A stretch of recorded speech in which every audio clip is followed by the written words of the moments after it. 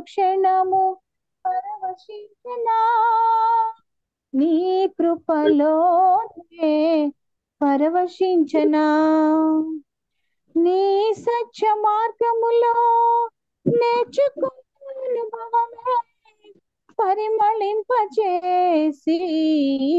సాక్షిగా నిలిపాయి నీ సత్య మార్గములో నేర్చుకున్న అనుభవమే పరిమళింపచేసి సాక్షిగా నిలిపాయి కలత చెందక నిలిపినది నీ దివ్య దర్శనమే గమ్యము చేరే శక్తితో నన్ను నింపి నూతన కృపనిచ్చు కలత చెందక నిలిపినది నీ దివ్య దర్శనమే గమ్యము చేరే శక్తితో నన్ను నింపి నూతన కృపనిచ్చెను ఆరాధ్యుడా అభిషిక్తుడా ఆరాధన నీకే నా యేసయ్యా స్తుతి పాత్రుడా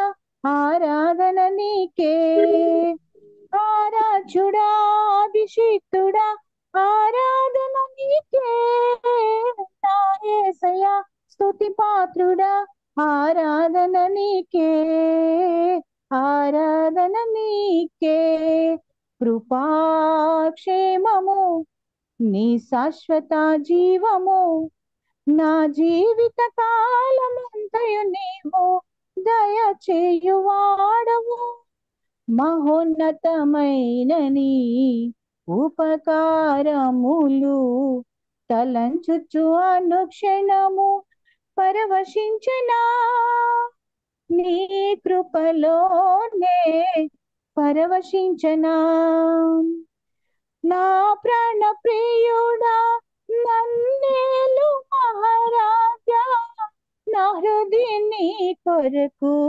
పదిల పరచితిని నా ప్రాణ ప్రియుడా నన్నేలు మహారాజా నా హృదయని కొరకు పదిల పరచితిని ఊర శబ్దము వినగా నా బ్రతుకులు కలలు పండగా అవధులు లేని ఆనందముతో నీ కౌగిలినే చేరనా బూర శబ్దము వినగా నా బ్రతుకులు కలలు పండగా అవధులు లేని ఆనందముతో నీ కౌగిలినే చేరనా ఆరాధ్యుడా అభిషిక్తుడా ఆరాధన నీకే నా యేసయ్యా ప్రాణేశ్వర ఆరాధన నీకే ఆరాధ్యుడా అభిషిక్తుడా ఆరాధన నీకే నా యేసయ్యా ప్రాణేశ్వర ఆరాధన నీకే ఆరాధన నీకే కృపాక్షేమము నీ శాశ్వత జీవము నా జీవిత కాలమంతయు నీవు దయచేయువాడవు మహోన్నతమైన నీ ఉపకారములు తలంచుచు అనుక్షణము పరవశించనా నీ కృపలోనే పరవశించనా నీ కృపలోనే పరవశించనా హల్లెలూయా. Thank you madam. చక్కని పాటను పాడి దేవుని నామాన్ని మహిమపరిచినందుకే. మరి ఒక గీతాన్ని పాడుకొని దేవుని నామాన్ని మహిమపరుద్దాం. ఈ గీతాన్ని నేను పాడతాను. అతిశ్రేష్ఠుడా అద్వితీయుడా నిన్నెవరితో పోల్చి చూతుననే దేవుని కీర్తన పాడుకొని దేవుని యొక్క కీర్తిని ప్రతిష్టతను మనం జ్ఞాపకం చేసుకుందాం. అతిశ్రేష్ఠుడా అద్వితీయుడా నిన్నెవరితో పోల్చి చూతును. అతిశ్రేష్ఠుడా అద్వితీయుడా నిన్నెవరితో పోల్చి చూతును, అసమానమైన నీదు ప్రేమను ఇలదేనితో సరిచూతును. ఆ ప్రేమమూర్తి యేసు నీవుండగా నేనింక వేరేమి కోరుకుందును. ఆ ప్రేమమూర్తి యేసు నీవుండగా నేనింక వేరేమి కోరుకుందును. అతి శ్రేష్ఠుడా, అద్వితీయుడా, నిన్నెవరితో పోల్చి చూతును. నా కోసమే ఆ సిల్వలో ఎన్నెన్ని బాధలు అనుభవించినావు. నా కోసమే ఆ సిల్వలో ఎన్నెన్ని బాధలు అనుభవించినావు. మరణంబు పొందునంతగా నీ ప్రేమ చూపినావుగా. మరణంబు పొందునంతగా నీ ప్రేమ చూపినావుగా. నీ ప్రేమ చూపినావుగా. అతి శ్రేష్ఠుడా, అద్వితీయుడా, నిన్నెవరితో పోల్చి చూతును. ఇహలోకపు మమతలన్నీయు నీ ప్రేమ ముందు బహు స్వల్పమే. ఇహలోకపు మమతలన్నీయు నీ ప్రేమ ముందు బహు స్వల్పమే. ఇలలోని సంపదలన్నీయు నీ ఎదుట చూడ అల్పమే. ఇలలోని సంపదలన్నీయు నీ ఎదుట చూడ అల్పమే. నీ ఎదుట చూడ అల్పమే. అతి శ్రేష్ఠుడా, అద్వితీయుడా, నిన్నెవరితో పోల్చి చూతును. ఇలా నన్ను గన్నా తల్లి కన్నను విలువైన ప్రేమ చూపించినావే.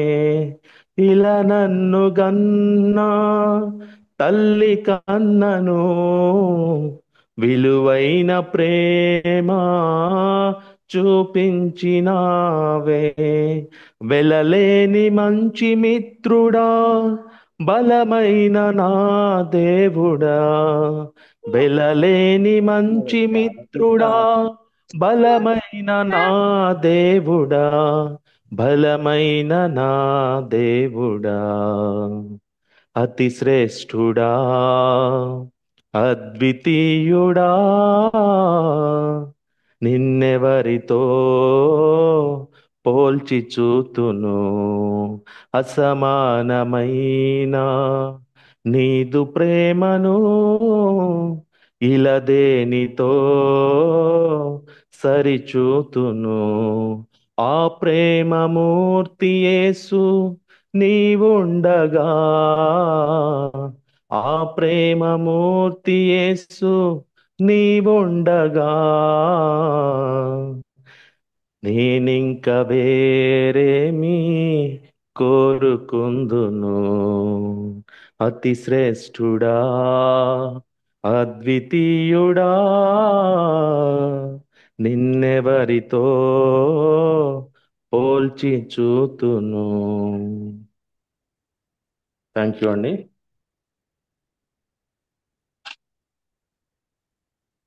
మరింతటితో పాటల కార్యక్రమం ముగించబడింది. మరి వాక్య పఠనం చేసుకొని మన యొక్క కార్యక్రమంలో ముందుకు వెళదాం. వాక్య పఠనంలో ఈరోజు వాక్య భాగం సిద్ధపరచబడినటువంటి వాక్య భాగాన్ని మత్తయి సువార్త 1వ అధ్యాయం 18 నుండి 25 వరకు చదువుకుందాం. మన మధ్యలో వాక్య పఠనం చేయడానికి చీరాల నుండి బ్రాంచ్ మేనేజర్ శ్రీ రమేష్ బాబు గారు మన మధ్యలో ఉన్నారు. వాక్య పఠనం చేయవలసిందిగా రమేష్ బాబు గారిని కోరుతున్నాను.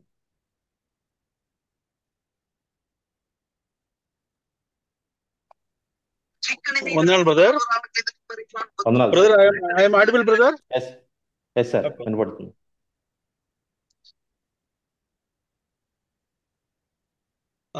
నేటి వాక్య పఠనంలో భాగంగా మత్తయి సువార్త 1వ అధ్యాయము 18వ వచనం నుంచి 25వ వచనం వరకు చదువుకుందాం.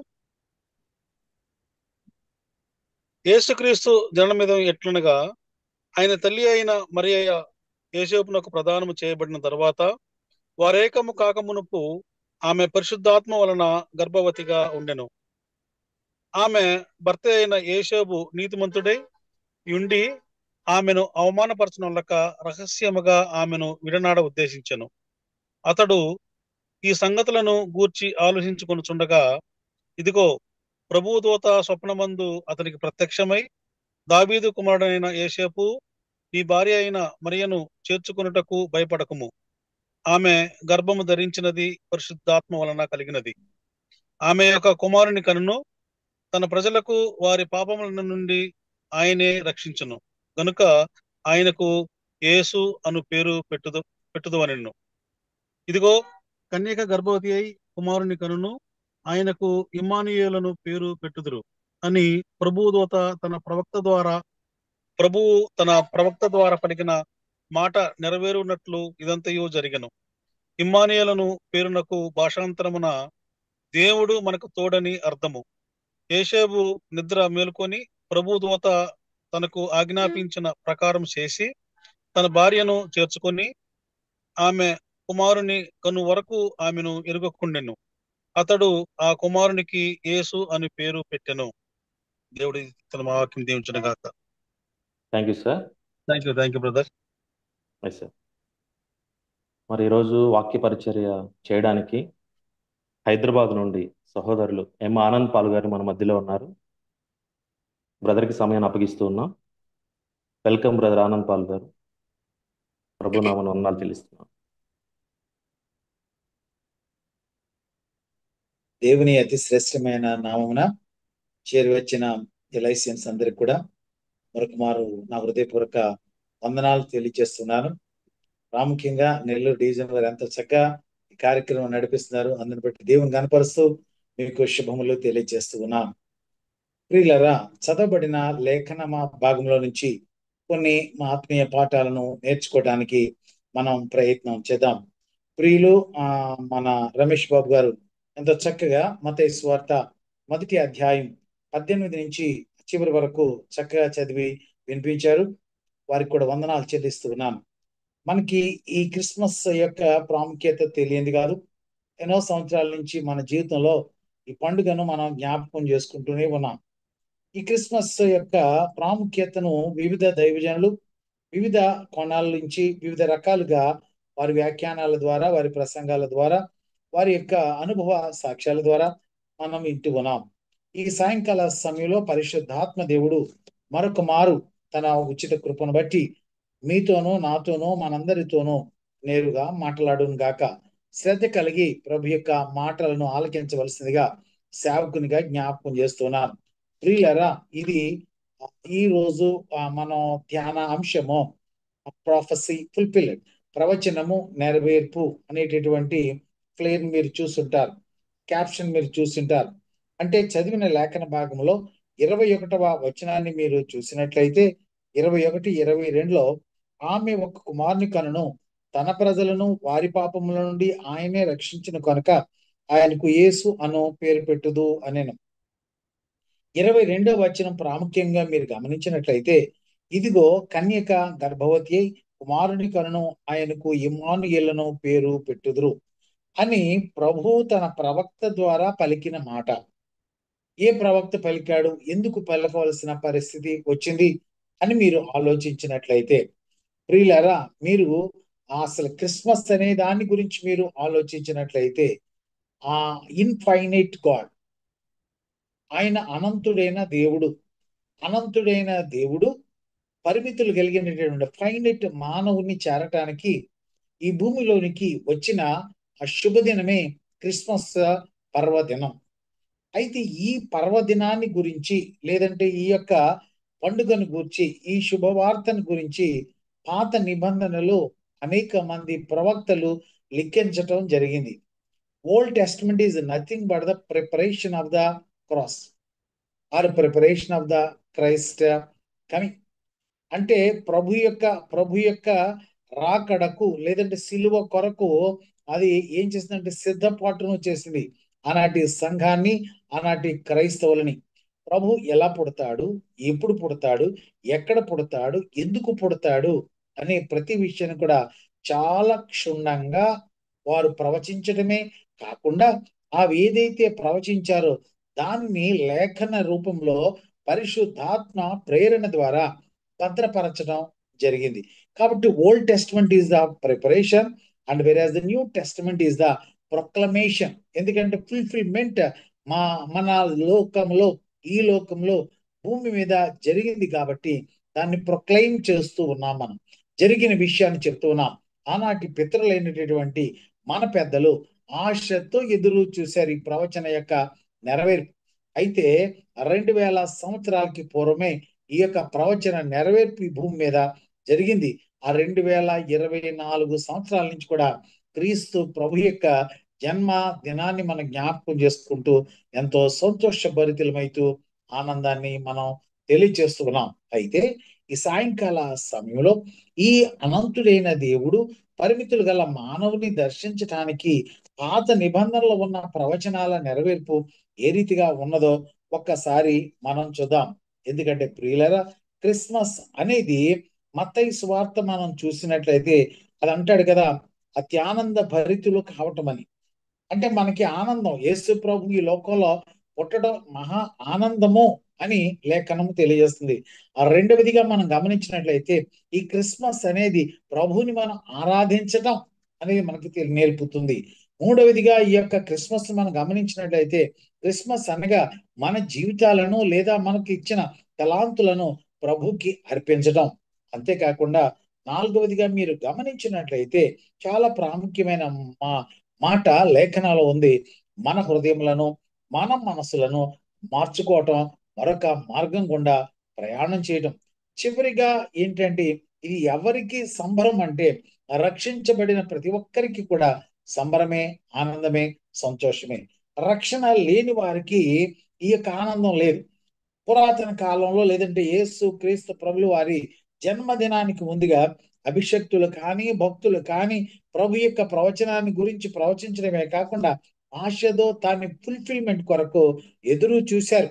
ఎందుకంటే యేసు బాలుణ్ణి తమ నయనాలతో చూడాలని ఎంతో ఆశపడ్డారు. ఎందుకంటే ఆయన జన్మే కాదు, ప్రవచనం చెప్పింది. ఆయన మరణాన్ని గురించి కూడా, ఆయన పునరుత్థానాన్ని కూడా, ఆయన శ్రమ అనుభవాలను కూడా, ఆయన సమాధి చేయబడే విధానాన్ని కూడా లేఖనాలు చాలా స్పష్టంగా తెలియచేయబడి ఉన్నాయి. ఎందుకంటే యేసు జననం పిల్లలు గమనించాలి. యేసు ప్రభు యొక్క జననం ఇది పాపుల రక్షణ కొరకు ఏర్పాటు చేయబడినదా జననం ఇది. ఎందుకంటే లోకానికి దేవుడు మానవుడిగా రావాల్సిన ఉద్దేశం ఏంటంటే ప్రతి పాపిని కూడా తన ప్రశస్త రక్తం ద్వారా ఆయన రక్షించాలని. రెండవదిగా యేసు క్రీస్తు వారి యొక్క జననం ప్రవచనానుసారమైనది. అందుకనే ప్రాఫెసీ ఫుల్ఫిల్డ్, ప్రవచనము నెరవేర్పు గురించి ఆ యొక్క ఫ్లేర్ లో రాయటం జరిగింది. మూడవదిగా ఏంటంటే ఈ లోకంలో సమాధానార్థమైనటువంటి జననము యేసు ప్రభుల వారి యొక్క జననం. ఒకసారి పాత నిబంధనలో ఈ ప్రభుల వారి యొక్క జన్మను గురించి లేదంటే క్రిస్మస్ గురించి ఏమి రాయబడి ఉందో చూద్దాం. మీరు లేఖనాన్ని గమనించినట్లయితే ఆదికాండ గ్రంథం 3వ అధ్యాయం 15వ వచనంలో చూసినట్లయితే ఆయన అంటున్నాడు కదా, మరియు నీకును స్త్రీకిని నీ సంతానమునకును ఆమె సంతానమునకును వైరము కలుగ చేసేదను, అది నేను తల మీద కొట్టును, నీవు దానిని మడిమి మీద కొట్టుదు అని చెప్పాను. ఎందుకంటే యేసు ప్రభులు వారు ఈ శరీరధారిగా లోకానికి రావటానికి మునుపు ఆదికాండం 3వ అధ్యాయం 15వ వచనంలో దేవునికిని సాతానుకును మధ్య జరిగిన సంభాషణ ఇది. దేవాది దేవుడు చెప్తున్నాడు, ఓ సర్పమైనటువంటి సాతాన, సర్ప రూపంలో ఉన్న సాతాన, నీకును స్త్రీకిని అలాగే నీ సంతానానికి స్త్రీ సంతానానికి వైరము కలుగ చేసేదనని ఆదికాండ గ్రంథం 3వ అధ్యాయం 15వ వచనంలో ఈ లేఖనాన్ని రాశాడు. అందుకనే గలతీ పత్రిక దాని ఫుల్ఫిల్మెంట్ కొరకు గలతీ పత్రిక 4వ అధ్యాయం 5వ వచనంలో పౌలు గారు ఏమని రాస్తారంటే, యేసు స్త్రీ యందు పుట్టి అని అంటాడు. అంటే కన్యకు జన్మించడం ఎందుకు పుట్టవలసిన పరిస్థితి వచ్చిందంటే, మానవుని యొక్క పాప పరిహారార్థం పరిశుద్ధ రక్తం చిందించాలి కాబట్టి, ఆ పరిశుద్ధ రక్తం ఏ మానవుని యొక్క సంబంధం లేకుండా ఏ వ్యక్తి అయితే జన్మిస్తాడో ఆ వ్యక్తి రక్తం మాత్రమే పవిత్రమైనది, పరిశుద్ధమైనది. కాబట్టి అట్టి రక్తం ఏ మానవునిలో లేదు కాబట్టి యేసు ప్రభులు వారే సాక్షాత్తు కన్యా గర్భాన రావాల్సిన పరిస్థితులు ఏర్పడ్డాయి. ఎందుకంటే ఇది పరిశుద్ధాత్మ వలన జరిగిన కార్యం. కాబట్టి పౌలు గారు రాస్తారంటే వాడ యేసు స్త్రీ యందు పుట్టి అని రాస్తున్నారు. మరొక విషయం మనం గమనించినట్లయితే లూకా సువార్త 1వ అధ్యాయం 16వ వచనంలో అంటాడు కదా, యాకోబు మరియ భర్త అయిన యోసేపును కనెను. జాగ్రత్తగా వినాలండి. యాకోబు మరియ భర్త అయిన యోసేపును కనెను, ఆమె యందు క్రీస్తు అనబడిన యేసు పుట్టెను. మనమంతా కూడా ఎవరి సంతానమో మీకు తెలుసు. పురుషుని ప్రమేయం ద్వారా పుట్టిన వారము. స్త్రీల గర్భాన పుట్టిన పురుషుని ప్రమేయం ద్వారా పుట్టాం. కానీ యేసు ప్రభుల వారు స్త్రీ యందు పుట్టిన వారు, ఆ పురుష ప్రమేయం లేకుండా పుట్టినవారు. ఆయన అవతారమూర్తి. ఇంత జాగ్రత్తగా మత్తయి సువార్తికు రాస్తున్నాడు చూడండి. మత్తయి గారు ఆయన పేరు లేవి అనేటటువంటిది మరొక పేరు. ఆయన ఒక యూదుడు. యూదుల కొరకు ఈ స్వార్థను రాస్తున్నాడు. ఎవరిని గురించి రాస్తున్నా యూదుడైనటువంటి యేసు ప్రభును గురించి. యోధాగోత్రపు సింహమని, ఆ యోధాగోత్రంలో నుంచి వచ్చినటువంటి రారాజు యేసు ప్రభు అని, రానున్న రాజు ఈయనే అని నొక్కి వక్కాణించి వారికి బోధను చేస్తూ ఈ సువార్తను రాస్తున్నాడు. ప్రియులరా, చాలా జాగ్రత్తగా మనం గమనించాలి. యేసు దావీదు వంశం వాడిని నిరూపించడమే కాకుండా ఆయన తండ్రిగా పిలువబడ్డాడు. ఆదాము నుంచి దావీదు వరకు వంశావళి కూడా మీకు తెలుసు. దావీదు నుండి యోసేపు, యోసేపు నుండి యేసుక్రీస్తు. ఎందుకంటే వాగ్దానం ఉంది ఆయన దావీదు వంశంలో పుడతాడని, ఆయన కన్య గర్భాన పుడతాడని. ఎందుకంటే కన్య గర్భాన పుడితే తప్ప పవిత్రుడిగా, నిష్కలంకుడిగా, నిందారహితుడిగా ఉండడు. కాబట్టి అట్టి పరిశుద్ధ రక్తం ద్వారానే పాప విమోచన కావాలి. కాబట్టి ఆయన ఏదేను తోటలో ఏనాడైతే ఆ యొక్క సర్పాన్ని శపిస్తూ ఆయన ఒక మాటనిచ్చాడు, ఆ యొక్క ప్రవచన నెరవేర్పు కొరకు ప్రభు ఈ లోకానికి అవతార పురుషుడిగా లేదంటే అవతార మూర్తిగా మానవునిగా అరుదించవలసిన పరిస్థితి వచ్చింది. అందుకనే మనం అంటాం ఆది కాండంలో క్రిస్మస్ అంటే ఆదికాండం 3వ అధ్యాయం 15వ వచనంలో ఏదైతే ప్రవచనం నెరవేర్పుందో దాని యొక్క నెరవేర్పు ఎక్కడ చూస్తున్నామంటే మత్తయి సువార్త 1వ అధ్యాయం 16వ వచనంలో చూస్తున్నాం. రెండవదిగా యెషయా క్రిస్మస్ అని కూడా అంటాం. ఆది కాండంలో క్రిస్మస్ తో పాటు పాత నిబంధన గ్రంథమైన యెషయా క్రిస్మస్ మీరు ఇప్పుడే మనం చూసాం. ఎందుకంటే యెషయా ప్రవచన గ్రంథం, ఎందుకంటే చదివిన లేఖన భాగం ఏదేమి ఉందంటే, కాబట్టి ప్రభు తానే ఒక సూచన మీకు చూపును, ఇదిగో కన్యక గర్భవతి కుమారుని కనును, ఆయనకు ఇమ్మానుయేలును పేరు పెట్టుదురు అని 22వ వచనం మత్తయి సువార్త 1వ అధ్యాయం 22 ఏదుందో, ఏ ప్రవచనం ఏ ప్రవక్త ద్వారా పలకబడిందంటే యెషయా ప్రవక్త ద్వారా 7వ అధ్యాయం యెషయా ప్రవచన గ్రంథం 14వ వచనంలో ఈ రీతిగా ఉంటుంది. కాబట్టి ప్రియులరా, కాబట్టి ప్రభు తానే ఒక సూచన చూపును, ఆలకించుడి, కన్యక గర్భవతి అయి కుమారుని కనును, అతనికి ఇమ్మానుయేలు పేరు పెట్టును. అంటే క్రీస్తు ప్రభులు వారు పుట్టడానికి 700 లేదా 750 సంవత్సరాలకు పూర్వమే ఈ ప్రవచనాన్ని యెషయా ప్రవచించారు. యెషయా నోట ప్రవచించారు. ఆనాటి రాజు అయినటువంటి హిజ్కియాకి చెప్తూ ఉన్నాడు, అయ్యా మీరు అడిగారని కాదు, అయానికి ఏ అద్భుతం కావాలని దూత ప్రవక్త ప్రశ్నించినప్పుడు ఆయన అంటాడు, నేను ఏ విధంగా శోధించను. అప్పుడు ప్రవక్త అంటాడు, నీవు మనుషులు శోధించడం చాలదనుకుని దేవుని కూడా శోధిస్తారా? మీరు అడిగారని కాదు, ఆయనే ఒక సూచన మీకు చేస్తాడు. ఏంటి ఆ సూచన అంటే, కన్యక గర్భవతి అయి కుమారుని కనును, అతనికి ఇమ్మానుయేలును పేరు పెట్టబడును. ఇది నెరవేర్పు ఎక్కడ చూస్తామంటే మత్తయి సువార్త 1వ అధ్యాయం 21, 22 వచనాలు చూద్దాం. ఎందుకంటే మానవాతీతమైన ఈ అద్భుత సంభవానికి ఒక ఆశ్చర్యకరమైన భవిష్యత్ వాక్కు 750 సంవత్సరాలకు పూర్వంగా చెప్పబడింది. కాబట్టి కన్యక గర్భము ధరించింది, ఆయన కుమారునికి కన్నది, ఆయనకి ఇమ్మానుయేలును పేరు పెట్టారు. ఇది నెరవేర్పు 22, 23లో మనం చూడగలం.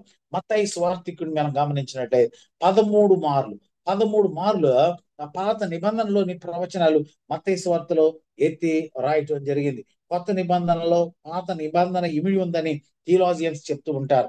అంటే పాత నిబంధన కొత్త నిబంధనలు ఇమిడి ఉందనే సత్యం ఇక్కడ మనకి బయటపడుతూ ఉంది. అంతేకాకుండా కొంతమంది వేదాంత పండితులు ఏం చేస్తారంటే Matthew is the bridge in between the old testament and the New testament. ఎందుకంటే 400 సంవత్సరాలకు పైగా సైలెంట్ పీరియడ్ లేదంటే ఇంటర్ టెస్టమెంటల్ పీరియడ్ అంటారు. ఈ పీరియడ్ లో దేవుడు తన ప్రవక్తల ద్వారా తన ప్రజలతో మాట్లాడలే, ఆయన కోపించాడు.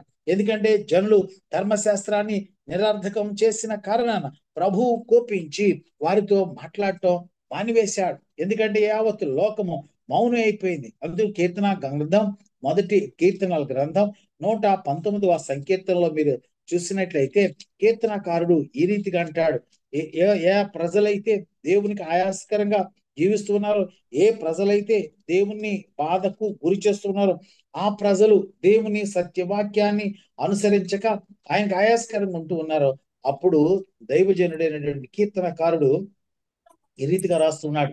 119వ కీర్తన 126వ చరణంలో ఈ రీతిగా ఉంది, జనులు నీ ధర్మశాస్త్రమును నిరర్ధకము చేసి ఉన్నారు, యెహోవా తన క్రియ జరిగించుటకు ఇదే సమయము. ఎందుకంటే ప్రభువా యావత్తు లోకమంతా కూడా మీరిచ్చిన ధర్మశాస్త్రాన్ని మీరి మీకు ఆయాస్కరంగా ఉంటున్నారు. కాబట్టి నువ్వు ఒక క్రియ చేయాలనుకున్నావు. ఏంటి ఆ క్రియ అంటే, ఆ స్త్రీ సంతానమైన సాతాను సంతానానికి ఆ స్త్రీ సంతానానికి వైరము కలుగ చేసేదనని నువ్వు ఇచ్చావు కదా.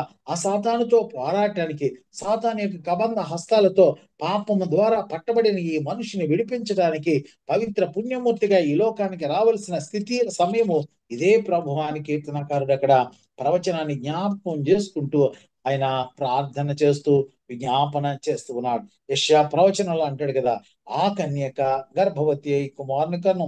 ఆదికాండ గ్రంథంలోని క్రిస్మస్ ని జ్ఞాపకం చేసుకున్నాం. యెషయా గ్రంథంలో ఉన్నటువంటి క్రిస్మస్ సంభవాన్ని కూడా మనం జ్ఞాపకం చేసుకున్నాం. అది మీకు అందరికీ తెలుసు, అది మీకా క్రిస్మస్ అంటే క్రైస్ట్ మస్, క్రీస్తు లేదంటే క్రీస్తు అంటే అభిషక్తుడు, ఆ మాసనిగా ఆరాధన, అభిషక్తుని యొక్క ఆరాధన. ఆ మీకా ప్రవక్తలలో చాలా చిన్ని ప్రవక్త మీకా గారు. అయినప్పటికీ కూడా దేవుడు చిన్నవారిని కూడా తన మహిమార్థమై వాడుకున్నాడు. ప్రియులారా, చిన్నవారిని విడిచిపెట్టలేదు. ఆయన చిన్నవాడైనప్పటికీ కూడా ఆయన ద్వారా అద్భుతమైనటువంటి పరిచర్యను దేవాది దేవుడు జరిగించారు. అందుకనే మత్తయి సువార్తికుని యొక్క మాటలు మీకా గారు ముందే రాశారు. మత్తయి సువార్త 2వ అధ్యాయం 5వ వచనంలో ఉన్న లేఖనం ఏదైతే ఉందో దాని యొక్క ప్రవచనం ఎక్కడుందంటే మీకా ప్రవచన గ్రంథం 5వ అధ్యాయం 2వ వచనంలో. ఇక్కడ మత్తయి 2:5, అక్కడ మీకా 5:2. జాగ్రత్తగా గమనించండి, చదువుతున్నాను ప్రియులరా. బెత్లెహేము ఎఫ్రాతా యూదా వారి కుటుంబములలో నీవు స్వల్ప గ్రామమైనను నా కొరకు ఇశ్రాయేలీయులను ఏలబోవాడు నీలో నుండి వచ్చును. పురాతన కాలము మొదలుకొని శాశ్వత కాలము ఆయన ప్రత్యక్షమగుతూ ఉండును. ఇక్కడ గమనించాలి మనం, పురాతన కాలం మొదలుకొని ఆ శాశ్వత కాలము వరకు కూడా ఆయన ప్రత్యక్షతను అనుగ్రహిస్తాడు. ఓ బెత్లెహేమా అనే మాటకు అర్థం ఉదయకాల సమయంలో హైదరాబాద్ ఎలైసియన్స్ ప్రేయర్ ఫెలోషిప్ లో ఎంతో కడు వైభవంగా ఆ సెయింట్ జార్జ్ చర్చిలు క్యాథెడ్రల్లో వైభవంగా ఎంప్లాయీస్ ఎంప్లాయీ ఫెలోషిప్ చక్కగా జరిగింది. ప్రియులు పాస్టర్ సురేష్ మనోహరన్ గారు అద్భుతమైన సాక్ష్యం చెప్తూ ఈ బెత్లెహేమును గురించి అద్భుతమైనటువంటి విషయాలను వెల్లడించారు. ప్రియులరా, ఈ బెత్లెహేం మీకు అందరికీ తెలుసు. బెత్లెహేం అనగా రొట్టెల ఇల్లు అని.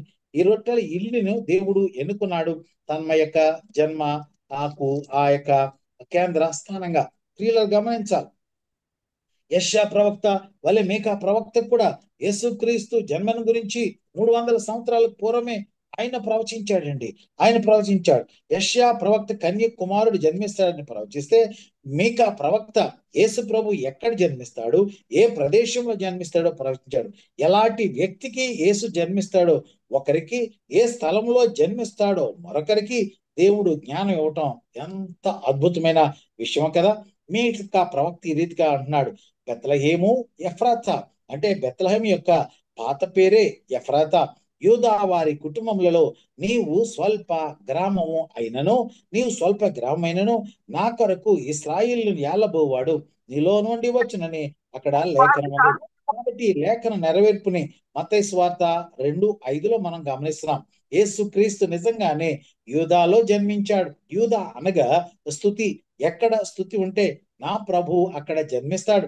కాబట్టి యూదా అనగా స్తుతి, బెత్లెహేం అంటే రొట్టెల గృహం లేదా హౌస్ ఆఫ్ బ్రెడ్. కాబట్టి యేసు స్తుతిలో రొట్టెల ఇంటిలో జన్మిస్తాడని దీని అర్థం. జ్ఞాపకం చేస్తున్నాను. బెత్లెహేముకు ప్రాచీన నామం ఎఫ్రతా. ఎఫ్రతా అనగా విధేయత, హంబుల్. అంటే ఎక్కడ ప్రజలు విధేయత ఉంటారో, ఎక్కడ ప్రజలు స్థుతిలో ఉంటారో, ఎక్కడ జీవాహారమైన వాక్యం ఉంటుందో అక్కడ నా ప్రభువు ఉంటారు అని అర్థం. యేసు వినయం కాల వారి హృదయాలలో జన్మిస్తారు అని మనం అర్థం చేసుకోవాలి. అంటే తగ్గింపు స్వభావం కలవారిని, ఆయన ప్రేమించే దేవుడై ఉన్నాడని మనం గమనించాలి. ఎందుకంటే ఈ ప్రవచనాలు క్రీస్తు ప్రభుల వారి యొక్క జన్మ కంటే ముందుగానే 700 సంవత్సరాల పూర్వమే లిఖించబడ్డాయి అని మీరు గమనించవలసిందిగా కోరుతున్నాం. ప్రియులారా, సమయాన్ని బట్టి ఇంకొక క్రిస్మస్ కూడా మీకు జ్ఞాపకం చేస్తా. అది హోషేయ క్రిస్మస్. ఆదికాండంలో క్రిస్మస్ జ్ఞాపకం చేశాను. యెషయా ప్రవచన గ్రంథంలో మీకు క్రిస్మస్ జ్ఞాపకం చేశాను. మీకా క్రిస్మస్ మీకు జ్ఞాపకం చేశాను. చివరిగా మరొక క్రిస్మస్ మీకు జ్ఞాపకం చేస్తాను. అది హోషేయ. చిన్న ప్రవక్తల్లో మరొక ప్రవక్త హోషేయ.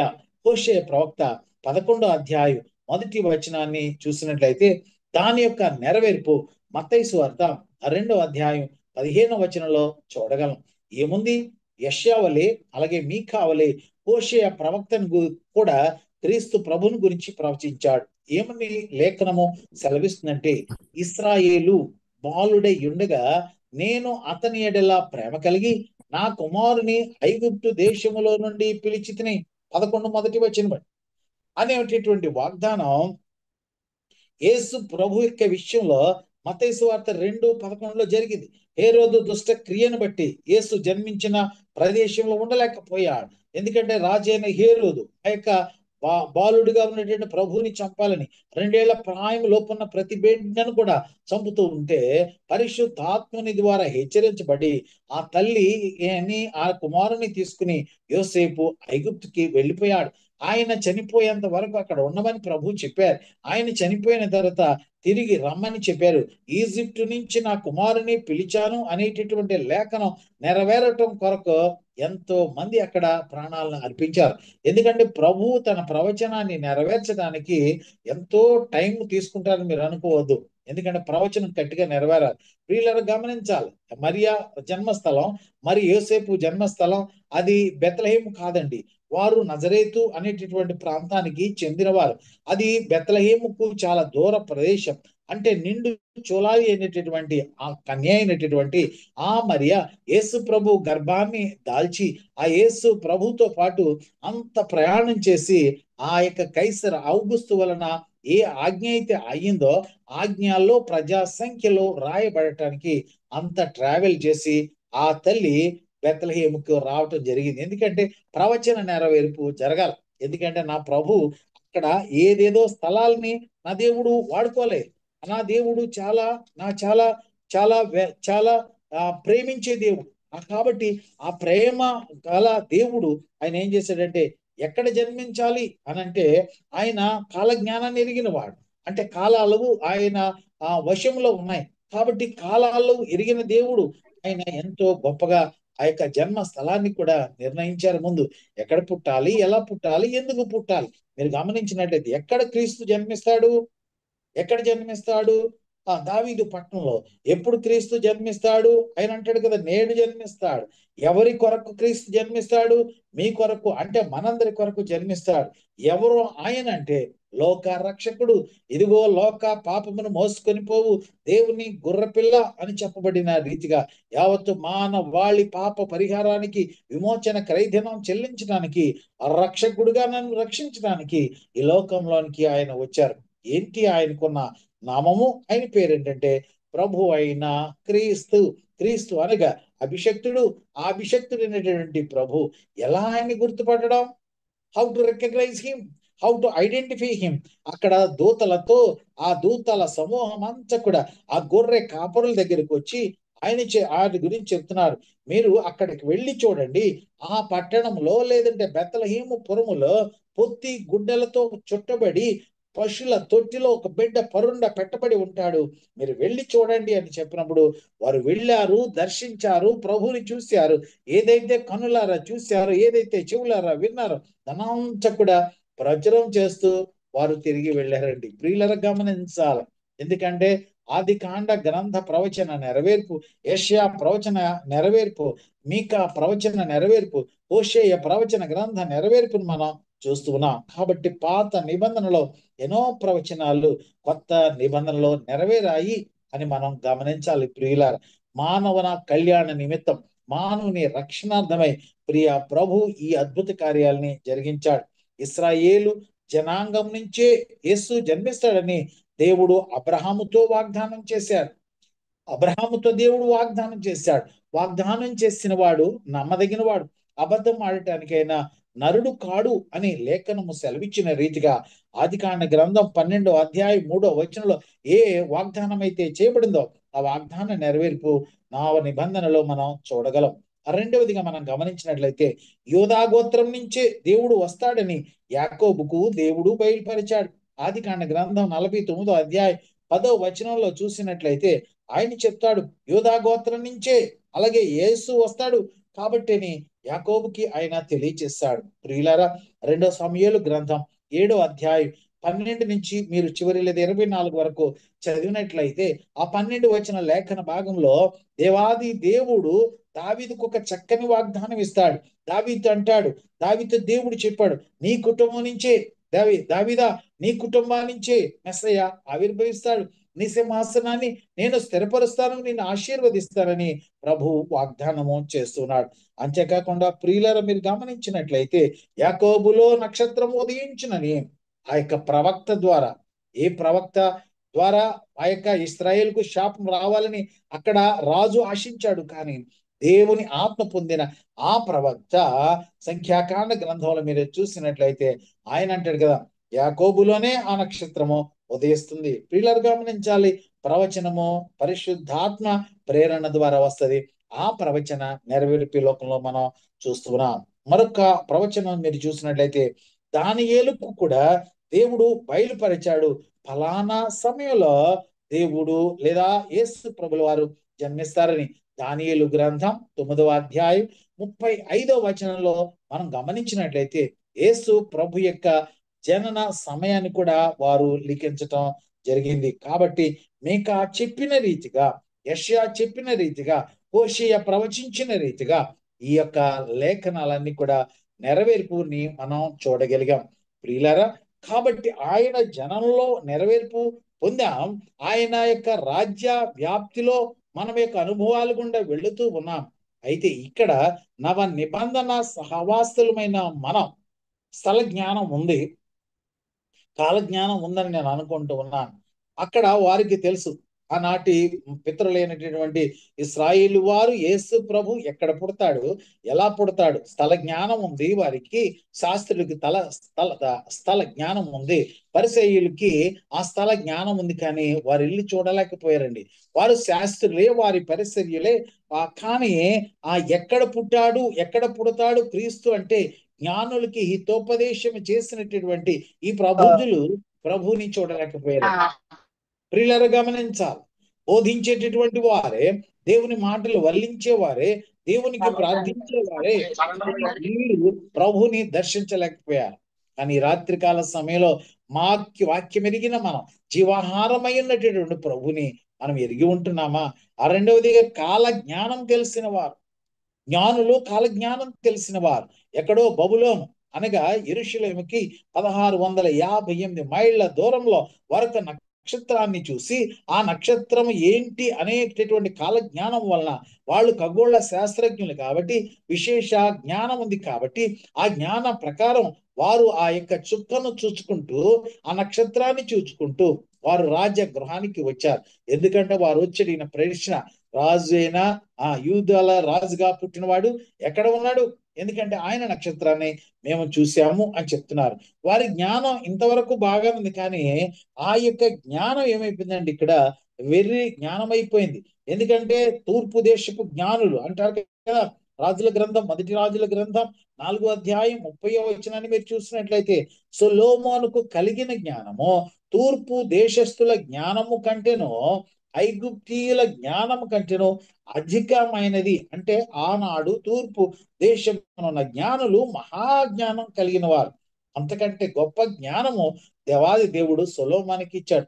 ఇంత జ్ఞానం కలిగిన వీరు, ఇంత మంచి విశేష ఖగోళ శాస్త్ర ప్రావీణ్యత ఉన్నవారు యేసు ప్రభు ఎక్కడ పుడతారో తెలుసుకోలేకపోయారు. నక్షత్రం చేత నడిపించబడ్డాడు. రాజనగరంలో పుడతారనుకున్నారు. వారి మత గ్రంథమైన జంద అవస్థలో చూశారు. ఈ లోకాన్ని రక్షించడానికి ఒక రక్షకుడు పుడతాడు. ఆ రక్షకుడు పుట్టిన సమయంలో నక్షత్రము ఆకాశంలో ఉద్భవిస్తుంది. ఆ నక్షత్రాన్ని మనం గమనించినట్లయితే ఆ నక్షత్రం ఎక్కడికి వెళుతుందో అక్కడ ఆ శిశువుని మీరు కనుగొంటారని వారి మత గ్రంథమైనటువంటి జంద అవస్థ అది చెప్పబడింది.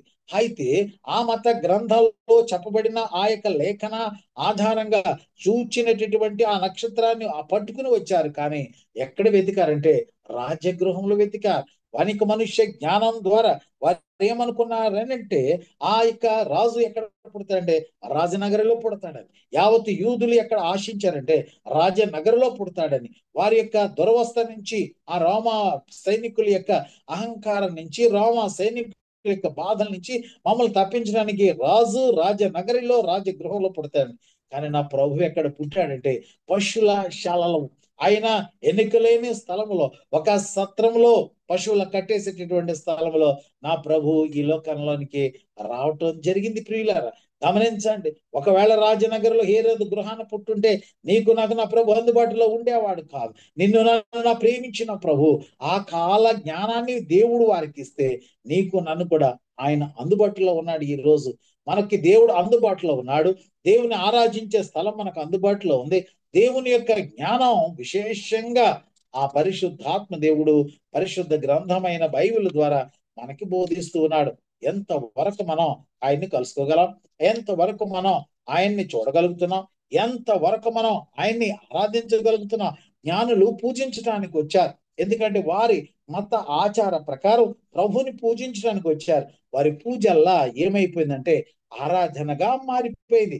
కాబట్టి ఆరాధనకు యోగ్యుడైనటువంటి ప్రభు వాక్యం సెలవిస్తుంది కదా, ఆయన్ని ఆరాధించేవారు ఆత్మతోనూ సత్యంతోనూ ఆరాధించాలని.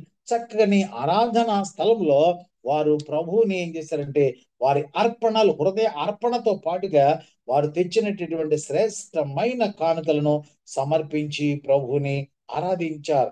ఎందుకు నా ప్రభు బెత్లెహేములోనే జన్మించాలి. గమనించాలి ప్రియులారా.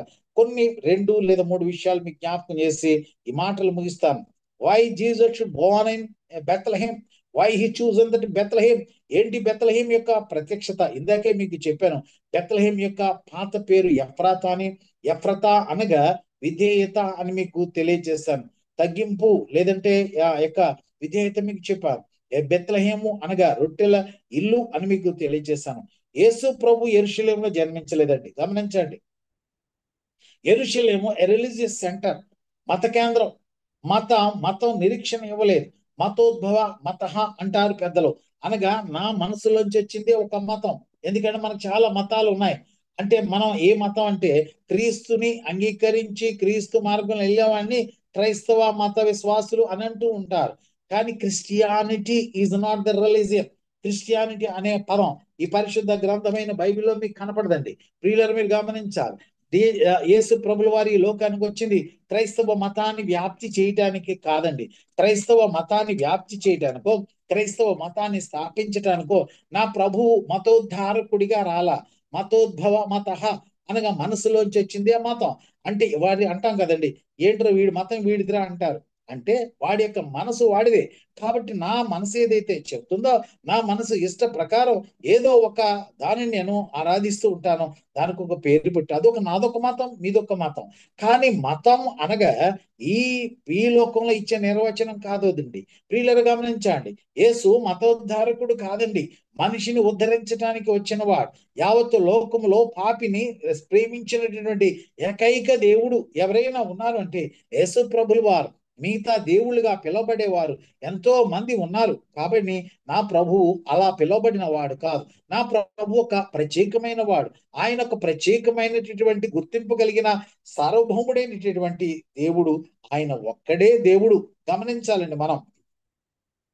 అన్ని మతాల సారాంశము ఒకటై ఉండవచ్చు కాక, అన్ని మతాల సారాంశము వేరు వేరుగా ఉన్నప్పటికీ, ఒకటైనప్పటికీ కూడా నాకు సంబంధం లేదు.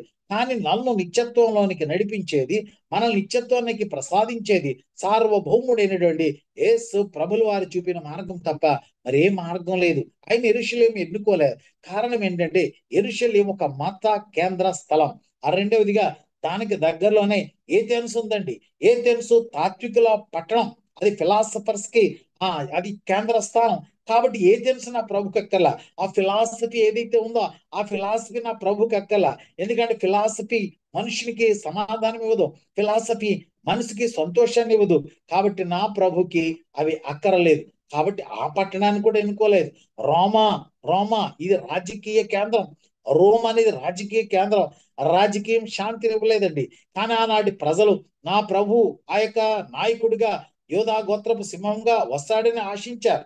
కానీ నా ప్రభు ఎలాగొచ్చాడంటే దీనుడిగా, రిక్తుడిగా, దీన స్వభావంతో వచ్చాడు. యెరూషలేము జయప్రవేశం అప్పుడు కూడా అనుకున్నారు యేసు ప్రభులు వారు గుర్రమెక్కి వస్తారని. కానీ నా ప్రభు గాడిద ఎక్కి, భారవాహకమైనటువంటి గాడిదనెక్కి యెరూషలేము జయప్రవేశం చేశారు. గాడిద శాంతికి చిహ్నం. ప్రియులారా, యేసు ప్రభు మొదటి రాకడ ఎంత సింపుల్ గా, ఎంత చిన్నగా ఉంటే ఆయన అల్ప గ్రామమైన బెత్లెహేం ఎన్నుకున్నాడు. స్వల్ప ప్రదేశమైన బెత్లెహేం ఎన్నుకున్నాడు. విరిగి నలిగినటువంటి స్థితిలో ఉన్న బెత్లెహేం ఎన్నుకున్నాడు. నిరీక్షణ లేని ఆ స్థితిలో ఉన్నటువంటి ఆ యొక్క బెత్లెహేం ఎన్నుకున్నాడు. బంధింపబడిన స్థలంగా ఉన్నటువంటి బెత్లెహేం ఎన్నుకున్నాడు. అంతేకాకుండా కరువు కాటకాలకు నిలయంగా అంత అంటే రొట్టెలు ఇల్లు పిలవబడినప్పటికి కూడా ఆకలి గొని నా స్థలంగా అది ఉంచబడినది. కాబట్టి దేవుడు దాన్ని ఎన్నుకున్నాడు. గుండె చెదరిన స్థలం కాబట్టి దేవుడు దాన్ని ఎన్నుకున్నాడు. అక్కడ ఉన్నటువంటి ప్రజలు వారికి భక్తి శ్రద్ధలు ఉన్నా లేకపోయినప్పుడు కూడా నా ప్రభు అట్టి భక్తి శ్రద్ధలు గలవారి మధ్య ఆయన జన్మించాడు. ప్రియులారా గమనించాలి, ప్రియులారా గమనించాలి. నా దేవుడు ఎవరైతే విరిగి నలిగిన హృదయంతో ఉంటారు, ఎవరైతే స్వల్పంగా ఉంటారు, ఎవరైతే నిరీక్షణ లేని స్థితిలో ఉంటారు, ఎవరైతే బంధింపబడిన స్థితిలో ఉంటారో అటు వారిని ప్రేమించే దేవుడు. ఆరోగ్యం కలవారికి దేవుడు అక్కర్లా, ఆరోగ్యం కలవారికి వైద్యుడు అక్కర్లా. అనారోగ్యంతో ఉన్న వారికి వైద్యుడు కావాలి కదా. గుండె చెదరిన స్థలం ఇది తెలుసు కదా మీకు. బెత్లెహేము దేవుడు ప్రేమించటమే కాకుండా మీరు గమనించినట్లయితే ఇది ఎఫ్రాతా మార్గము. అంటే ఎఫ్రాతా మీకు చెప్పాను కదండి. ఆ మార్గ ప్రయాణం చేసే సమయంలో యాకోబు యొక్క అతి ప్రియమైనటువంటి భార్యను అక్కడ పోగొట్టుకున్నాడండి. ఆయన అక్కడ కుమారునికి ఆమె జన్మనిచ్చిన తర్వాత ఆమె మరణమైపోయింది. ఆమె బెత్లెహేములో పాతి పెట్టబడింది. ఆమెకు చెప్తూ ఉన్నారు అక్కడ ఉన్నటువంటి తోటి సహోదరులు, అమ్మా ఈసారి కూడా నీ కుమారుడే పుట్టాడు అంటే ఆమె అంటే అది ఏమైనప్పుడు కూడా ఆమె ఆ భయాంతోనే ప్రాణం విడిచిపెట్టి వాడికి బెనోని అనేటటువంటి పేరుని ఇచ్చింది. మనం గమనించినట్లయితే ఆదికాండ గ్రంథం 35వ అధ్యాయంలో ఈ యొక్క సత్యాన్ని మనం చూడగలం. అంటే ఆమె పాతి పెట్టబడిన మార్గం ఈ ఎఫ్రాతా మార్గం. ఇది దుఃఖ మార్గం, గుండె చెదరిన స్థలం. అందుకనే మనం ఒక పాట పాడుతుంటాం కదండి. గుండె చెదరిన వారిని బాగు చేయు వాడని, వారి గాయములన్నీయు కట్టుచున్న వాడని, దేవునికి స్తోత్రము గానము చేయుటయే మంచిది. మనమందరము స్తుతి గానము చేయుటయే మంచిది. కీర్తన 147లో ఈ శ్రేష్టమైన ఆ స్తుతి కీర్తన ప్రభు ఆ పరిశుద్ధాత్మ దేవుడు తన భక్తుని ద్వారా లిఖించడం జరిగింది.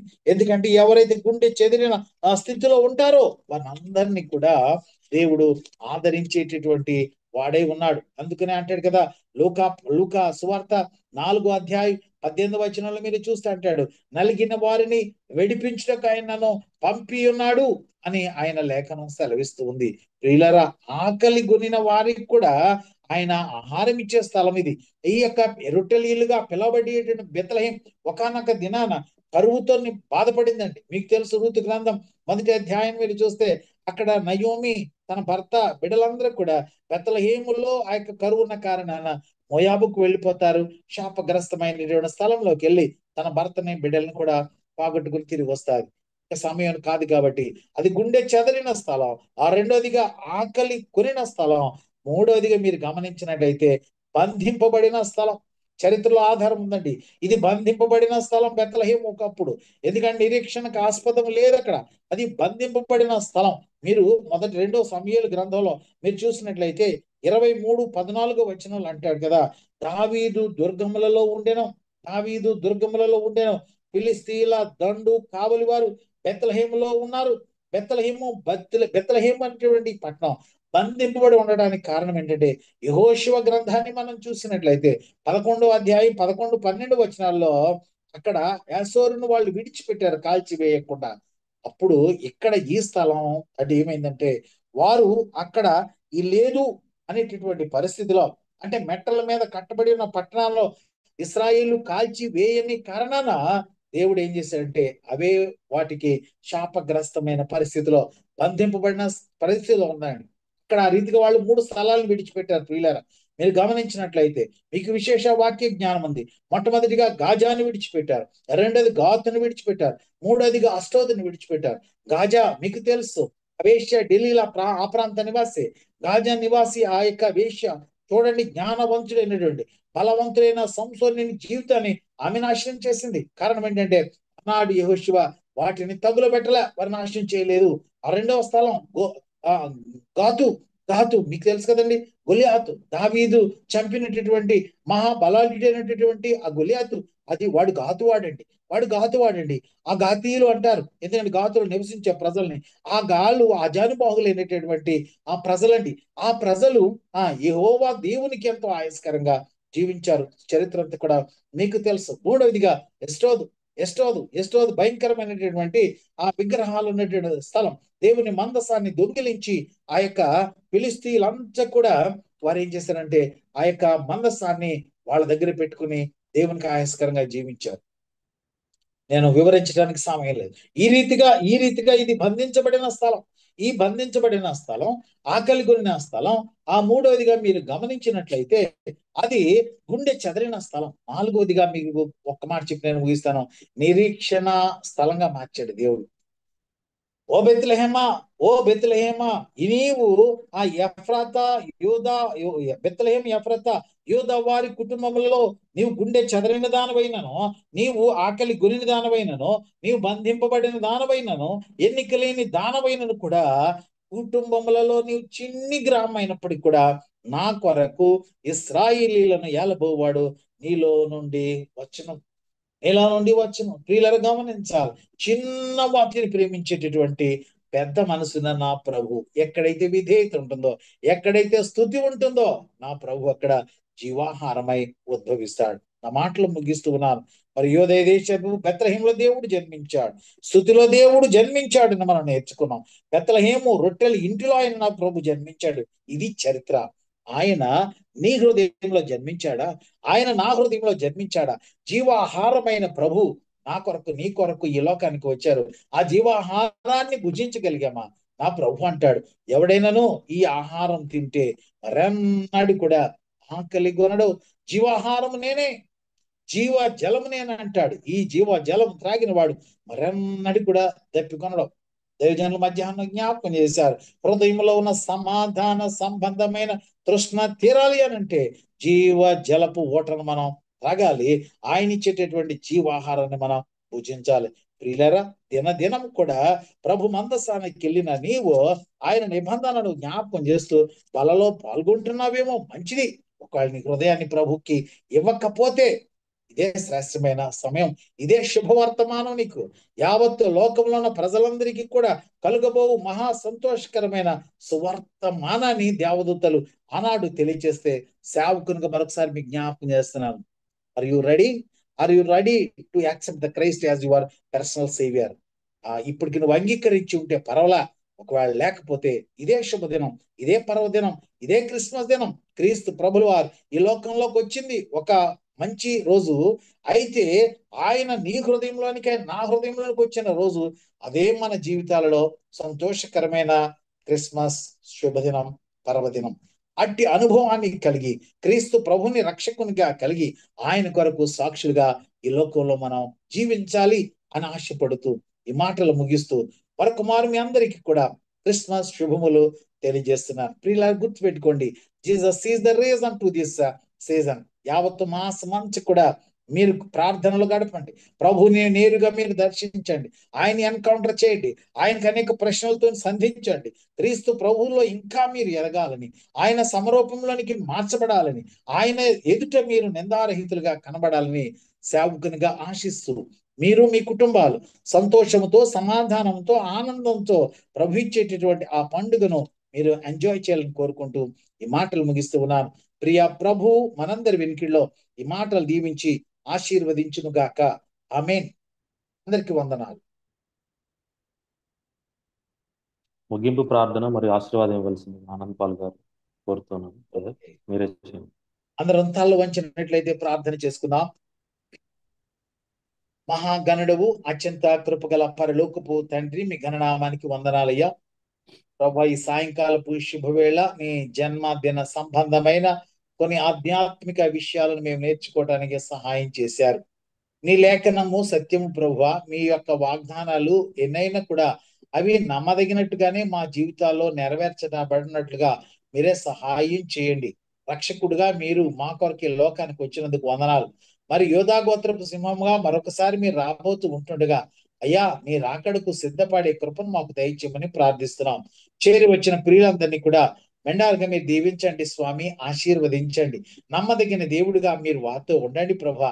ఈ క్రిస్మస్ మాసమంతా కూడా ఎంతో ఆనందంతోనూ సంతోషంతోనూ గడపడానికి సహాయం చేయండి. ఈ లోకానికి మిమ్మల్ని పరిచయం చేసేటటువంటి బలమైన పాత్రలుగా నన్ను మమ్మల్ని వాడుకోమని ప్రార్థిస్తున్నాం.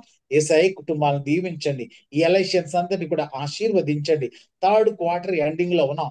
మంచి బిజినెస్ మీరు అనుగ్రహించండి. మార్కెటింగ్ అఫీషియల్స్ అందరినీ కూడా దీవించండి. ఎంతమందో నాయన ప్రయాస పడుతున్నారు. ప్రతి వారి ప్రయాసం ఎరిగిన దేవుడు కాబట్టి మీరే చేతులెత్తి వారిని ఆశీర్వదించి ప్రార్థిస్తున్నాం.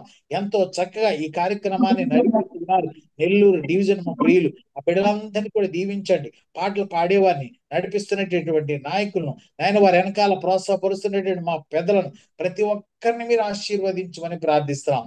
నానాటికి ప్రభు ఈ పరిచర్య వృద్ధిలోనికి రావడానికి సహాయం చేయండి నాయన. ఈ దినం ఎంతో చక్కగా నీ మహిమార్థమై హైదరాబాద్ లో సెమీ క్రిస్మస్ జరిపించారు. తండ్రి నీకే వందనాలు, దేవానికే స్తోత్రాలు. ప్రతిదీ కూడా క్రమంగా మర్యాదగా జరగడానికి సహాయం చేశారు. నీ నా మహిమార్థమే జరగడానికి సహాయం చేశారు. దేవానికి స్తుతులు చెల్లిస్తున్నాం. వచ్చే శనివారం జరగనైనటువంటి సెమీ క్రిస్మస్ ఆరాధన రాజమండ్రిలో ఉందయ్యా ప్రభు. అక్కడ బిడ్డలు మీరు బలపరచండి అయ్యా. ప్రతిదీ కూడా నీ మహిమార్థమై జరిగించుకోనండి. అనేక మంది నీ కొరకు మంచి తీర్మానం కలిగి ప్రభు నీ రాజ్య వ్యాప్తుల బలమైన సాధనలు వాడబడి కృపను దయచేయమని ప్రార్థిస్తున్నాం. ఆ రీతిగా 21వ తారీఖున వైజాగ్ లో కూడా జరగాలి తండ్రి ప్రభు. అక్కడ కొన్ని సన్నిధి తోడుగా ఉంచండి అయ్యా. మా పెద్దలకు మీరు ఇచ్చిన దర్శనాన్ని బట్టి నీకు వందనాలు ప్రభు. అనేక మందికి దీవెనకరంగా ఈ కార్యక్రమాలు మీరు ఆశీర్వదించండి. మేమంతా కూడా ఈ హలోక సంబంధంగా ఏదో ఆచార బద్ధంగానైనా ఈ పండుగను చేసుకోవటం కాదు, కానీ ఆత్మ సంబంధమైన ఆనందంతో రక్షణ లేని అనేక మంది బిడలకు నీ సువార్త వినిపించేటువంటి బలమైన సాధనంగా మేము నిలబడటానికి సహాయం చేయండి. చేరవచ్చిన ఒక్కొక్కరిని, ప్రతి ఒక్కరిని ప్రభా మెండారుగా మీరు దీవించి ఆశీర్వదించండి. ఎత్తబడిన వాక్యం అందరి హృదయాల్లో ఫలించి అభివృద్ధి చెందినట్లుగా మీరే కృప చూపమని ప్రార్థిస్తూ మమ్మల్ని బలమైన హస్తాలకు అప్పగించుకుంటూ యేసు దివ్యనామమున ప్రార్థిస్తున్నాను తండ్రి. ఆమేన్. ఆమేన్. ఇప్పుడు మన తండ్రి అయిన దేవుని ప్రేమ, ప్రభు అయిన యేసు క్రీస్తు వారి యొక్క కృప, పరిశుద్ధాత్మిక అన్యోన్య సహవాసం ఈ జూమ్ యాప్ ద్వారా చేరి వచ్చిన మనకును, రాలేకపోయిన మన ప్రియులకు యావత్ లోకంలో ఉన్న పరిశుద్ధులందరికీ ఇప్పుడు ఎల్లప్పుడు సదాకాలముతో నిండి నడిపించును గాక. Amen. Amen. Thank you. Thank you brother. Thank you so much. చక్కని వర్తమానాన్ని, ప్రవచనాల నెరవేర్పు అనే అంశాన్ని తీసుకొని రకరకాల క్రిస్మస్ను మాకు పరిచయం చేశారు. చాలా సంతోషం. నెల్లూరు డివిజన్ సహోదర సహోదరులు అందరి తరపున మరొకసారి మీకు ప్రేమ వందనాలు తెలుపుతున్నాను. మరి ఈ కార్యక్రమం చివరి భాగానికి మనం చేరవచ్చాం. మొట్టమొదటిగా ప్రారంభ ప్రార్థన చేసినటువంటి ఎం మధు గారికి, అదేవిధంగా స్తుతి గీతములు పాడినటువంటి శ్రీమతి నిర్మలా మేడం గారికి, వాక్యపట్నం చేసినటువంటి జి రమేష్ బాబు గారికి, మరి విశేషముగా ఈనాడు ప్రాఫసీ ఫుల్ఫిల్డ్ అనే అంశాన్ని తీసుకొని చక్కగా వాక్యాన్ని అందించినటువంటి ఎం ఆనందపాల్ గారికి మరొకసారి మీ అందరికీ ప్రేమవందనాలు తెలుపుతూ LIC employees prayer and fellowship 49వ మీటింగ్ని క్లోజ్ చేస్తున్నాను. అందరికీ ప్రేమ వందనాలు మరియు క్రిస్మస్ సీజన్ శుభాకాంక్షలు. Thank you so much.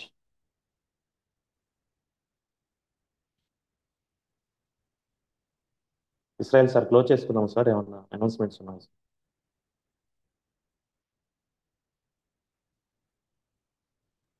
Sir లేరండి, మీరు క్లోజ్ చేసేయండి.